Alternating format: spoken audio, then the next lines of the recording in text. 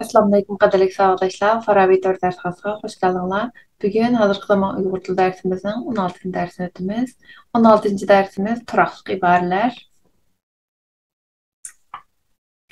Dersimiz başlaştığından burun ötken saatlik dersimizin ahırda sorap ötken sualımızga kısaca cevap verip ötümüz. Ötken saatte ahangday sözler bilen şekilday sözlerinin farkı nima degan savolni sorap ötkenmiz. Bunun cevabı Əgər yeziliş oxşuş bolğan sözlərinin tərkibidəki sözlük tavışlar birdək qısqa sözlük tavış yoki həmisi birdək uzun sözlük tavışlardan bolsa, bundaq sözlər ahangday sözlər bolub hesablanıdı.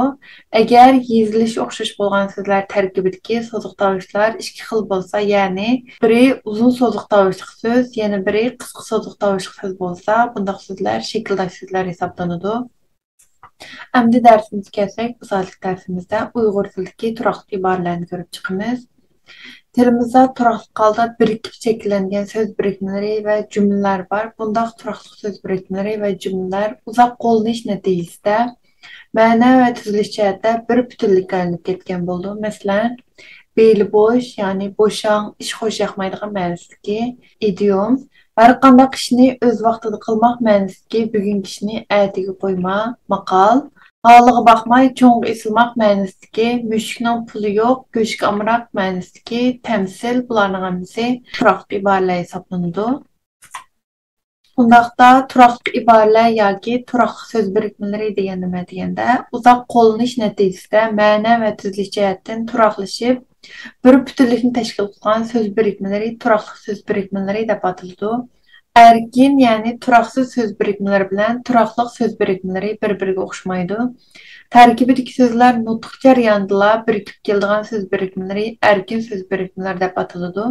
Turaqlıq söz birikmələri tüzülüş cəhətdən turaqlıqqa, məna cəhətdən bir bütünlük ega boludu. Ular əslidəki mənalarını yoxutub, köçmə mənada kelidi. Uyğur dilidəki turaqlıq tərkiblər, yəni turaqlıq ibarələr, mənası və tüzülüşə əsasən idiom, maqal təmsil və hikmətli sözlərdən ibarət 3 türə bölünüdü. Biz bu saatlik dersimizde idiomlarını görüp çıkımız. Çünkü idiomlar leksikinin bir türü kirdi. Ama makal temsil ve hikmetlik sözler olsa leksiki emas, belki sintaksis kirdi. Bundaqda leksikidagi alohida birlik bo'lgan idiomni qanday tushunamiz? Idiom so'zi tilimizga rus tili orqali grek tilidagi idiomadan kirgan bo'lib, alohida qisqa birikmalar degan ma'noni bildiradi. Lekin hozir qurilmasi turaqlashib, bir butun ko'chma ma'noda keladigan so'z birikmalari degan ma'noda qo'llanilmoqda. Idiom o'zining aslidagi ma'nosidan boshqa ma'no ifodalaydigan ixcham iboralardir. Masalan, yog'och quloq desak, bu quloqning yog'ochligini emas, balki gap anglamaydigan ma'noni bildirdi. To'q yurak, o'pkis yo'q, qosh bilan kirpik orasida cho'ylada to'xtamaydigan gap deganga o'xshash so'z birikmalaridagi so'zlar o'zining aslidagi ma'nolarini yo'qotib, umumlashgan bir ma'noni bildirdi. Sapal quloq yoki yog'och quloq gap anglamas degan ma'noni, to'q yurak, yuraksiz degan ma'noni, o'pkisi yo'q, aldirang'u degan ma'noni, qapqidan qor yog'moq, xafa bo'lish yoki doim xafa yurish degan ma'noni, cho'ylada to'xtamaydigan gap bo'lsa, quruq gap degan ma'noni bildirdi. Mana bularning hammasini umumlashtirib kelsak, idiom deganimiz o'z tarkibidagi so'zlarning ma'nolaridan boshqa ma'no bildiradigan turaqliq so'z birikmalari idiom deyiladi. Idiomlar uzoq zamonlardan buyon turaqliq holda birikib shakllangan tayyor til materiali. Ular tilda xuddi yakka so'zliklarga o'xshash qo'llaniladi. Idiomlarning ma'nosi ularning tarkibidagi so'zlarning yakka ma'nolarining yig'indisi emas, balki uzoq zamonlardan buyon qo'llanib turaqlashgan boshqa bir umumiy ma'nodir. Masalan, og'zi quloqiga yetmak degan idiom qandoqdir og'zining quloqiga yetganligini emas, balki haddidan ortiq xushal bo'lib ketganligini bildirdi. Ujmi ko'ngil desak, qandoqdir ko'ngli ujmiga o'xshash bo'lmasdan, balki turaqsiz, ujmiga o'xshash tez pishib to'kiladigan, shoxdan shox qo'nib yuradigan degan ma'no bildirdi. Shuning uchun idiomlarni tushunishda ularning tarkibidagi so'zlarning yakka ma'nolariga emas, balki ularni bir butun gavda sifatida qarab, shu idiomning qandoq ma'noda qo'llanilganligiga qarashimiz kerak. Idiomlarning aniqlamasini ko'rib chiqdik. Undaqda idiomlarning leksikalik alohidaliklari qanday bo'ldi deganda, idiomlar leksikalik ma'no jihatda bir butunlikka, turaqlıqqa və muqimliqqa ega bo'ladi. Leksikalik ma'no jihati bo'lsa, idiomlar bilan odatdagi so'zlar teng o'rinda turadi. Ya'ni idiomlar har qanday bir jumlada kelgan vaqtda shu ma'noni ifodalaydigan so'z bilan o'xshash o'rinda turadi. İkinci, idiomlarning bir bütün ma'nosi faqat muayyan kontekstda ro'shanlashadi. Ya'ni bu deganlik idiomlarni bir cümle ichida ko'rsak, buning idiom yoki normal so'z birikmasi ekanligini bilmaymiz. Üçüncü, idiomlarning tuz ma'nosi bo'ldi. Shundoqla bu xil ma'no turaqlashgan ham shu jamiyat a'zolari tomonidan birdek e'tirof qilingan bo'ladi. To'rtinchi, xuddi Uyg'ur tilining lug'at tarkibidagi so'zlarda dialekt shivlararo o'zaro farq bo'lgandek, idiomlarda bu xil farq bo'ldi. Bu deganlik bir xil idiomni har xil shivlarda yoki dialektlarda farq etilishi mumkin. Masalan, bir yerda yog'och quloq degan bo'lsa, yana bir yerda sopol quloq deganga o'xshash idiomlarning dialekt va shivlararo o'zaro farqi bo'ladi.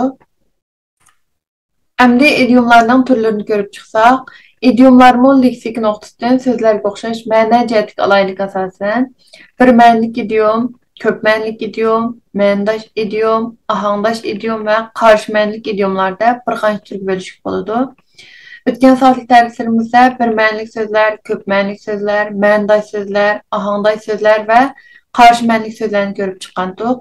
Idiomlar bilan so'zlar leksik noktasından o'xshash darajada bo'lganligi uchun bularni qaytadan ko'rib chiqmaymiz. Idiomlarning grammatik nuqtasidan har xil o'lchamlarga asosan bir qancha turga bo'lishga bo'ladi. Grammatikalik rolga asosan ism xarakterlik idiom, sifat xarakterlik idiom, ravish xarakterlik idiom va fe'l xarakterlik idiom degandek turlarga bo'lishga bo'ladi.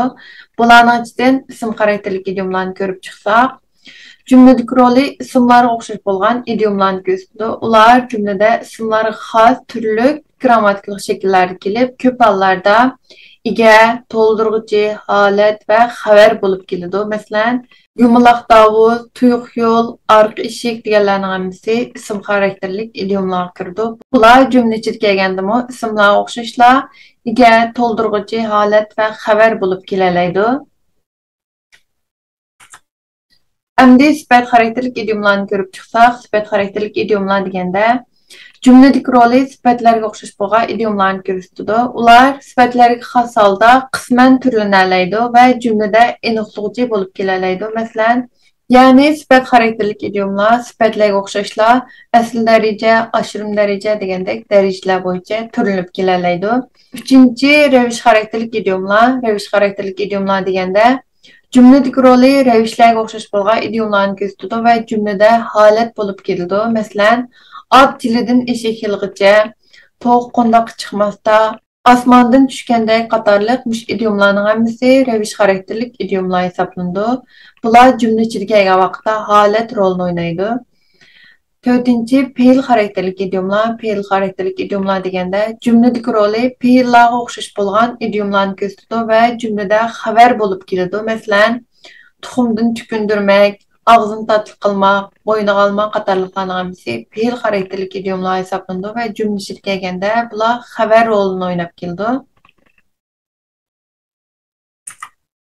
Idiomlarning aniqlamasi, aloyiligi va turlarini ko'rib chiqdik. Undaqda idiomlar qanday paydo bo'ldi deganni ko'rib chiqsak, idiomlarning manbasi tuvandikdek bir qancha tur bo'lindi.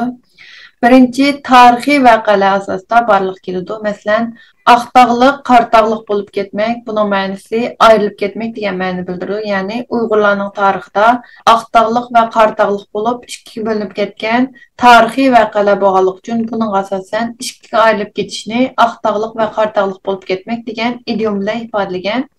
Almisaqdan tortib Taypinamning zamonidan qatorliqlarning hammasi tarixiy voqealar asosida barliq kelgan idiomlar hisoblanadi. İkinci, ovchilik madaniyati asosida barliq kelgan. Masalan, tizginni tortmoq, qiltoq qurmoq, qiltoq tushmoq qatorliqlarning hammasi ovchilik jarayonida shakllangan idiomlar hisoblanadi. Uchinchi, urf-odat asosida barliq kelgan. Masalan, besh ko'kka taqashmoq, ko'kka chiqarmoq, non tepib yemek, til tegmek, qo'l ilishmoq qatorliqlarning hammasi urf-odat asosida barliq kelgan idiomlar hisoblanadi. To'rtinchi, diniy aqidalar asosida barliq kelgan. Masalan, ichiga jin kirib olmoq, chalamolla, imo keltirmak, shayton tutmoq qatorliqlar diniy aqidalar asosida barliq kelgan idiomlar hisoblanadi.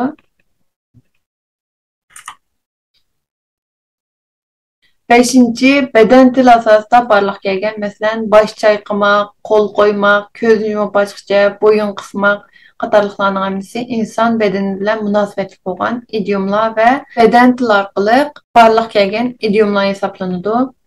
Altıncı, hayvanlarning harakat asosida barliqqa kelgan, masalan, qanotidan ayrilmak, tovuq qundaq chiqmasda, tovuq suti qatorliqlar hayvanlarning harakati va hayvanlarga munosabatli bo'lgan ish-harakatlardan meydon kelgan idiomlar hisoblanadi.